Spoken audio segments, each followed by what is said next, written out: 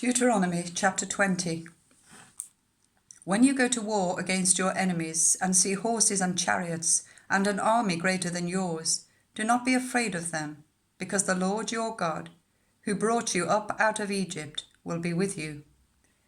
When you are about to go into battle, the priest shall come forward and address the army. He shall say, "Hear, Israel, today you are going into battle against your enemies. Do not be faint-hearted or afraid. Do not be terrified or give way to panic before them. For the Lord your God is the one who goes with you to fight for you against your enemies, to give you victory." The officers shall say to the army, "Has anyone built a new house and not yet begun to live in it? Let him go home, or he may die in battle, and someone else may begin to live in it. Has anyone planted a vineyard and not begun to enjoy it?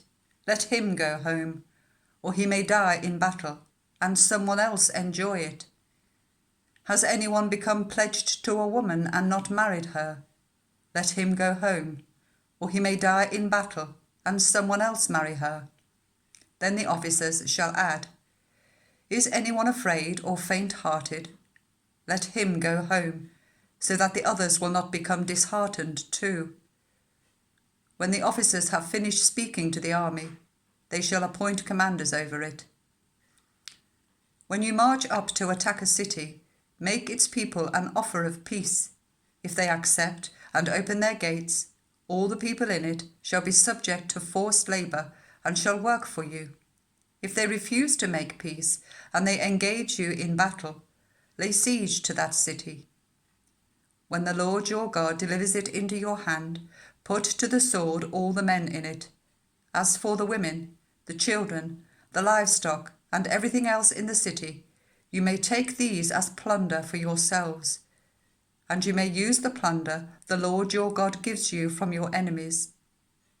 This is how you are to treat all the cities that are at a distance from you and do not belong to the nations nearby.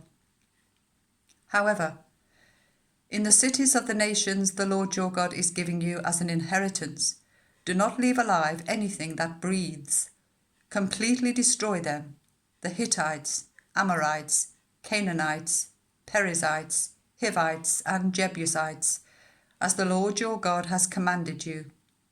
Otherwise, they will teach you to follow all the detestable things they do in worshipping their gods, and you will sin against the Lord your God. When you lay siege to a city for a long time, fighting against it to capture it, do not destroy its trees by putting an axe to them, because you can eat their fruit.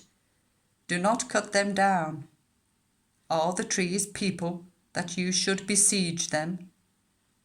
However, you may cut down trees that you know are not fruit trees and use them to build siege works until the city at war with you falls.